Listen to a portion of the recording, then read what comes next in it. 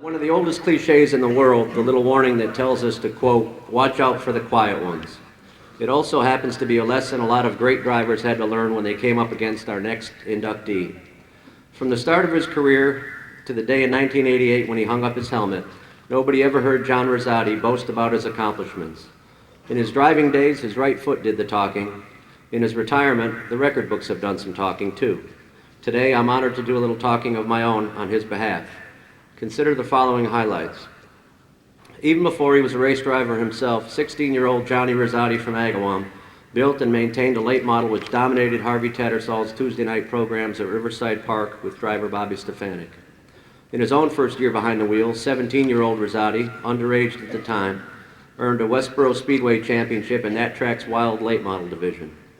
Attacking the old NASCAR North Tour in a Fairlane dubbed the Frantic Ford, constructed by Hall of Fame mechanic Freddie Rosner, John was the Canadian national champion in 1972 based on points earned north of the border.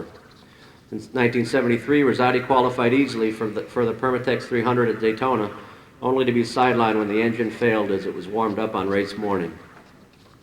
30 years before the phrase Young Gun was popular, Ken Squire's NASCAR North Circuit brilliantly promoted what it called the Mod Squad, three very fast, long-haired kids named Joey Carafas, Robbie Crouch, and John Rosati. In 1974, Rosati's 18 victories, most coming at Catamount Stadium, earned him another nickname, Little John the Giant Killer. His rabid fans painted the words John Rosati in huge letters across the infield at Thunder Road. It's amusing today to think of how that must have embarrassed this modest young man. In the mid-'70s, while one of New England late model racing's biggest stars, Rosati opted to stick closer to home and abruptly switched to modifieds. Teaming with veteran wrench Tuck Hoffman and car owner Kevin Cohn, John was an immediate force at Stafford and Thompson and soon won at both tracks. Rosati and the Cohn-Hoffman number 73 were terrific in 1980, winning the Thompson Icebreaker, a 150-lapper at Stafford, and an open competition 100 at Waterford. In the late 70s and early 80s, Rosati also steered modifieds for car owners like Ralph Solem, Eddie Gendro, Harry Carafas, Joe Brady, Mario Fiore, and Lenny Bowler. In 1985 and 86, aboard the Ron Young Cavalier, Rosati won consecutive track championships at Riverside Park, the rugged Saturday night home of guys like Reggie Ruggiero, Stan Greger, and Hall of Famers Bob Pulvereri and Ray Miller. And in his brief time on the NASCAR Modified Tour, Rosati was a time trial demon, winning several pole awards and setting numerous track records, some of which still stand. Almost as a moonlighting thing, Rosati began racing pro stocks in the late 80s for car owners like Wright Pearson and the Perry brothers. He sure took this moonlighting thing seriously, winning multiple pro stock features at Riverside Park and Thompson, plus a track championship at Monadnock. In the latter days of his career, a partial rainout one Saturday meant that the next week Rosati had to run 3 Riverside Park features.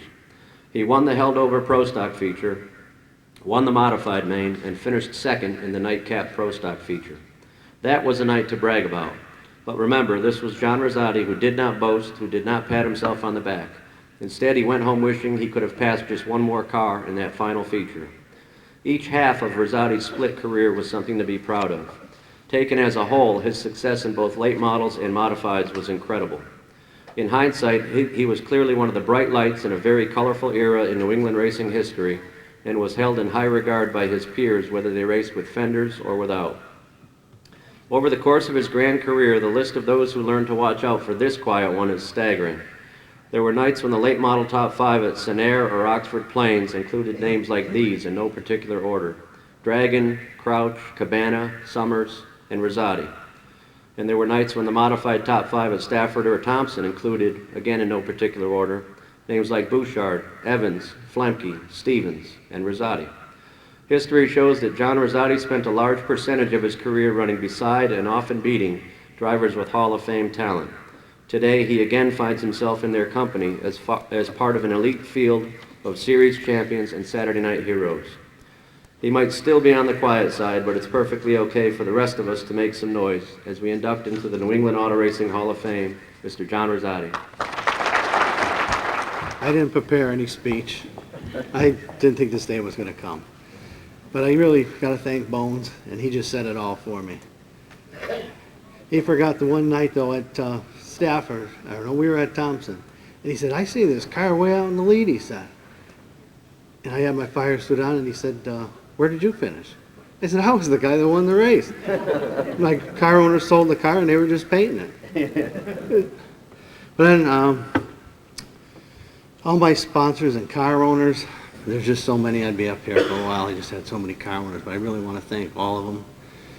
And I see Danny Vici out there, and he was the first one to be a sponsor, a major sponsor in a car that I drove, so I really want to thank him. I got my wife out there, and she was beside me the whole time, and I really appreciate that. Days that were too cold, tell her, you got to go out and get times, because I got to know who's running with me. I didn't prepare this. I guess I got to say thanks to everybody, all the fans. Well, we were talking about John Paul Cabana. When I went up north, John Paul took me right in, told me, which gears to run just to help you out, so you didn't have that time of not being able to run fast, taking your time to find it. He opened his garage to me when we went to Canada, just a super man. John Paul, thanks. We never had any run-ins. We just pure. I got to add to him, he was a pure competitor. We ran side by side and had plenty of nights that we had a lot of fun. I had a lot of fun my whole life running, 20 years that I ran racing, and I just hope everybody appreciated the way I ran. Thank you.